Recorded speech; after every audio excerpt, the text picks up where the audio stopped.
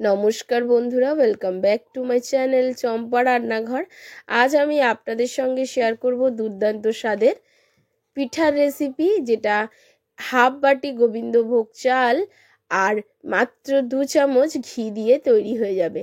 তাহলে চলুন বন্ধুরা দেখে নিই আমার আজকের এই দুর্দান্ত স্বাদের পিঠার রেসিপিটি। পিঠাটি বানানোর জন্য এখানে দেখুন আমি হাফ বাটি নিয়ে নিয়েছি গোবিন্দভোগ চাল। প্লিজ বন্ধুরা প্রথম থেকে শেষ পর্যন্ত ভিডিওটি দেখবেন, আর ভিডিওটি যদি একটুও ভালো লেগে থাকে অবশ্যই একটা লাইক করবেন, প্রচুর প্রচুর শেয়ার করবেন, আর কমেন্ট করে কিন্তু জানাতে ভুলবেন না আপনি কোথা থেকে আমার ভিডিওটি দেখছেন। এখন দেখুন কড়া বসিয়ে নিয়েছি, আর কড়ার মধ্যে দিয়ে দিয়েছি 1 চামচ ঘি। খুব বেশি ঘিয়ের প্রয়োজন নেই, মাত্র 1 চামচ ঘি দিয়ে দিয়েছি, আর ঘিটাকে আমি এখন মেল্ট করে নেব।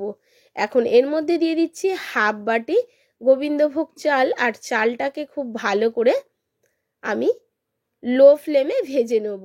যখন এটা সাদা হয়ে যাবে তখন এটাকে তুলে নেব।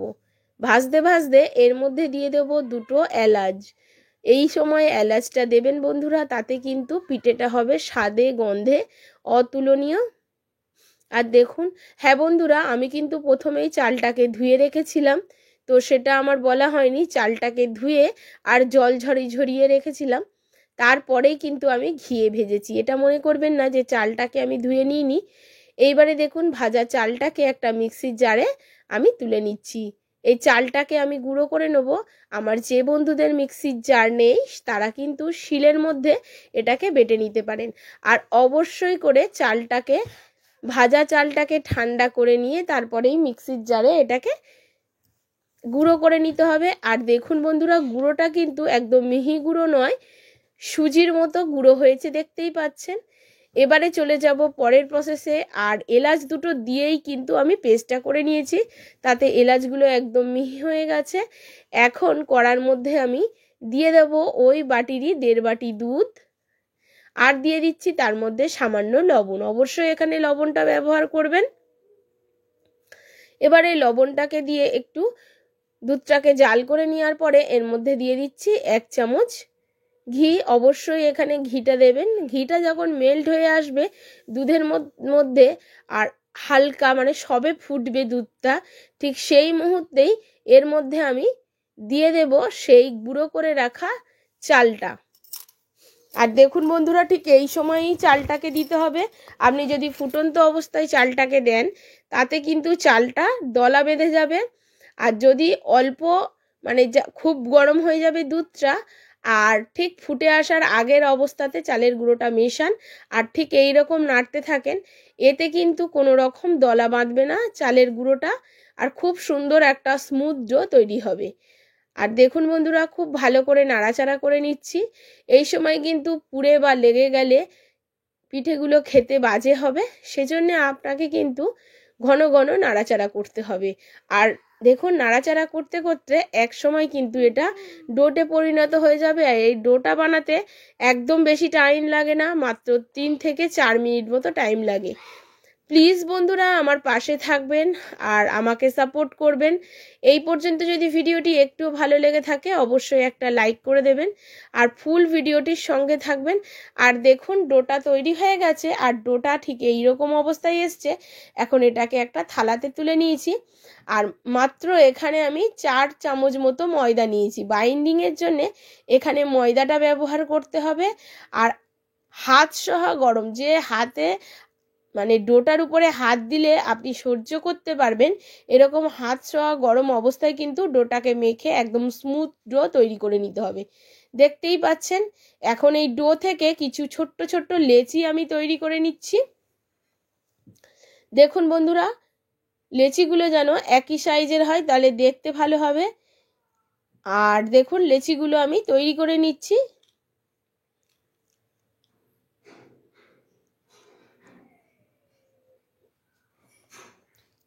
এবারে একটা লেচিকে হাতের মধ্যে নিয়ে নেব, নিয়ে এটাকে তক্তির শেপ দিয়ে দেব।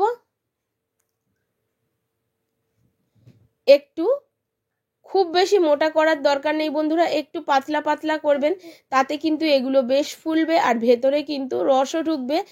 আমি এর মধ্যে যেহেতু গুঁড়ো দুধকে আমি লিকুইড করে বানিয়েছি এই ডোটা, সেজন্য এখানে আমি গুঁড়ো দুধ ব্যবহার করিনি। আপনারা চাইলে গুঁড়ো দুধটা ব্যবহার করতে পারেন বন্ধুরা। আর আমি এখানে কোনো রকম খাবার সোডা কিন্তু ব্যবহার করিনি। আর দেখুন কথা বলতে বলতে আমার কিন্তু পিঠেগুলো একদম তৈরি হয়ে গেছে। এখন চলে যাব, দেখুন গ্যাসে একটা কড়া বসিয়ে দিয়েছি আর কড়ার মধ্যে তেলটাকে হাই ফ্লেমে গরম করে নিয়েছি বন্ধুরা। এটা একটা বাংলাদেশি পিঠে। আর দেখুন বন্ধুরা কি সুন্দর হয়েছে। এবার দেখুন এগুলোকে তেলের মধ্যে আমি ভেজে নেব বন্ধুরা। অবশ্যই করে যদি দেখেন যে ডোটা ফেটে বা আপনার এরকম ভাবে মানে তক্তি শেপ হচ্ছে না, তাহলে অবশ্যই একটু ঘি দিয়ে আবার ডোটাকে মাখবেন। আর দেখবেন কত সুন্দর এইগুলো তৈরি হয়ে যায় আর কি সুন্দর টোপা টোপা ফুলবে ভাজতে ভাজতে, আপনারা বুঝতেই পারবেন। আর এগুলো কিন্তু মিডিয়াম ফ্লেমে ভাজতে হবে বন্ধুরা, হাই ফ্লেমে ভাজতে যাবেন না। আর দেখুন ঠিক এইরকম লাল লাল করে ভেজে নিয়েছি আর কতটা সুন্দর হয়েছে দেখতে। এখন হয়ে গেছে ভাজা, এখন তুলে নিয়েছি। আর দেখুন বন্ধুরা ফুলে জাস্ট টোপা টোপা হয়েছে আর কতগুলো হয়েছে দেখতেই পাচ্ছেন। এখন একটা দেখুন কড়া বসিয়ে নিয়েছি আর কড়ার মধ্যে আমি দিয়ে দিচ্ছি ওই বাটিরই 2 বাটি জল। যে বাটিতে আমি হাফ বাটি নিয়েছিলাম চাল, সেই বাটিরই 2 বাটি জল ব্যবহার করছি। আর এই জলের মধ্যে দিয়ে দিচ্ছি কিছুটা খেজুরের গুড়, অর্থাৎ এটা পাটালি গুড় ব্যবহার করলাম বন্ধুরা। আমি যেরকম মিষ্টি খাই সেই অনুযায়ী পাটালি গুড়টা ব্যবহার করলাম।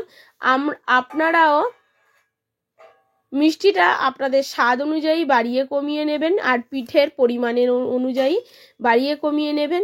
আর যখন দেখবেন গুড়টা খুব ভালো করে জাল দেওয়ার পর একটু হালকা চিটচিটে হয়ে আসছে, চিটচিটে কিন্তু হবে না বন্ধুরা, একটু হালকা চিটচিটে হয়ে আসছে, তখনই কিন্তু ওই ফুটন্ত অবস্থায় পিঠেগুলোকে আপনাকে গুড়ের মধ্যে দিয়ে দিতে হবে। এই রসটা আপনারা চিনি দিয়েও বানাতে পারেন, তবে বন্ধুরা বলবো এটা কিন্তু একবার গুড় দিয়ে বানিয়ে দেখবেন। আর পিঠেগুলো গুড়ের মধ্যে দিয়ে মিনিট 3 মতো একটু হাই ফ্লেমে ফুটিয়ে ফেলতে হবে।